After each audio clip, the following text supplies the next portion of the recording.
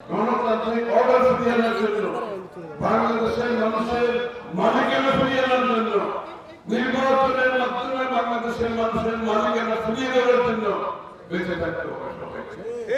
অনেক ষড়যন্ত্র, অনেক কর্মসূচি, অনেক কথা আমরা শুনছি। যাদের যে কথা বলা এখতিয়ার নাই তারাও বলতেছে দুর্ভাগ্যবশত। যাদের যে কাজগুলো এখতিয়ার নাই তারা সেই কাজ করতে চাইছে, অসাংবিধানিক কাজ করছে,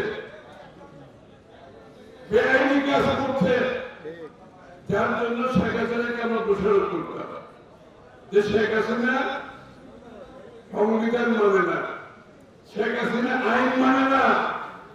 তো শেখ হাসিনাকে বিদায় করার পরে এখনো তো দেখতে পাচ্ছি সংবিধান মানতে চায় না, আইন মানতে চায় না, তারাও তাদের সিদ্ধান্ত আলোচনা চাপিয়ে দিতে চায়। ঐক্যমতের কথা বলে 14 মাস পরে ঐক্যমত হলো, সনদ সই হলো, এখন তারপর আবার তারা তাদের মতো করে চলছে, অসাংবিধানিক কাজ করার চেষ্টা করছে। তাদের এখতিয়ার নাই, তারা বলছে আমরা সিদ্ধান্ত দেব।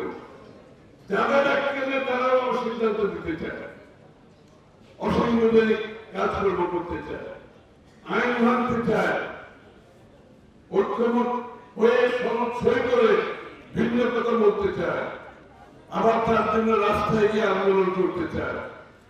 এই জন্য কি শেখ হাসিনাকে বিদায় করা হয়েছিল? এই জন্য বিদায় করা হয়। জনগণের, এই দেশের মালিক হচ্ছে জনগণ। আপনার কিছু থাকলে আপনি আগামী নির্বাচনে জনগণের কাছে যান, জনগণের সিদ্ধান্ত নিয়ে সংসদে এসে পাস করেন। আপনি তো জোর করে রাস্তায় নেমে যা আরেকজনের উপর চাপিয়ে দিতে পারবেন না। যেখানে ঐক্যমত হয়েছে ঐক্যমতের বাইরে গিয়ে নতুন নতুন কথা এনে নির্বাচনকে বাধাগ্রস্ত করার চেষ্টা করবেন, নির্বাচনকে পিছিয়ে দেওয়ার চেষ্টা করবেন না। আপনার দাবি যেরকম আছে বাংলাদেশের প্রত্যেকটা রাজনৈতিক দলের দাবি আছে। এটার সুরাহা হচ্ছে একমাত্র আগামী নির্বাচনে প্রত্যেকটি দল তাদের দাবি নিয়ে জনগণের কাছে যাবে।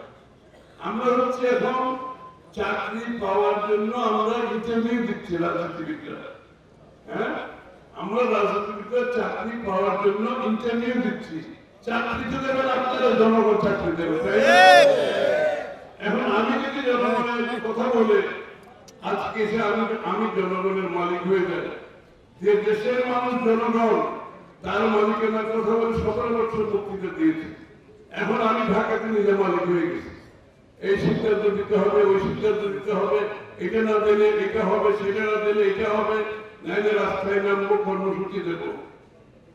যে কি গণতন্ত্র বিশ্বাস করে এরা? মনে হয় আপনাদের এরা গণতন্ত্র বিশ্বাস করে? তাই শেখ হাসিনাকে বিতাড়িত করার পিছনে একটা ত্যাগ আমরা কি জন্য করেছি? বাংলাদেশের মানুষের মালিকেরা ফিরিয়ে দেওয়া।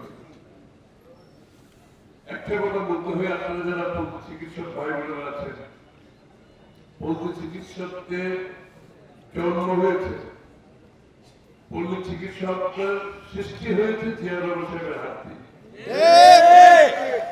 এবং এই পশু চিকিৎসকদের প্রতি বিএনপির ভালোবাসা দায়িত্ব নিয়ে ভাবার কোনো কারণ নাই। আপনাদেরকে ভাবতে হবে না। আমাদের যে 31 দফা, আমাদের 31 দফা পরিষ্কার ভাবে বলেছে যে আলাপ করে গেছে একটু আগে এইখানে, এই যে লাল কালি দিয়ে লেখা আছে আপনাদের এখানে, সবার জন্য স্বাস্থ্য ও সার্বজনীন চিকিৎসা ব্যবস্থা কার্যকর করা, প্রাথমিক ও প্রতিরোধমূলক স্বাস্থ্যসেবা নিশ্চিত করার লক্ষ্যে পর্যাপ্ত সংখ্যক প্রশিক্ষিত নারী ও পুরুষ পল্লী স্বাস্থ্যকর্মীর ব্যবস্থা করা। এর থেকে বেশি বলা দরকার আছে? বলা হয়েছে না? আপনাদেরকে যদি আরো কিছু ট্রেনিং এর দরকার হয়, সেই ট্রেনিং দেওয়ার ব্যবস্থা করা, তার মাধ্যমে বাংলাদেশের জনগণকে বিনামূল্যে প্রাথমিক স্বাস্থ্য সেবার যে ওয়াদা বিএনপি করেছে কিন্তু তার একটি অংশ। আপনাদেরকে বাকি এই কাজটা হবে না। আপনাদের মাধ্যমে প্রাথমিক স্বাস্থ্য সেবা বাংলাদেশের প্রত্যেকটি নাগরিকের কাছে পৌঁছে দেওয়া হবে ইনশাআল্লাহ। কারণ প্রত্যেকটি পরিবার প্রাথমিক স্বাস্থ্য সেবা বিএনপি ক্ষমতায় গেলে বিনামূল্যে বাংলাদেশের প্রত্যেকটি নাগরিককে পৌঁছে দেওয়া হবে। আপনারা চিন্তা করেছেন যখন প্রাথমিক স্বাস্থ্য সেবা প্রত্যেকটি নাগরিকের কাছে পৌঁছবে, প্রতি মাসে প্রত্যেকটি পরিবারের 5 থেকে 10,000 টাকা আপনি সেভ করবেন।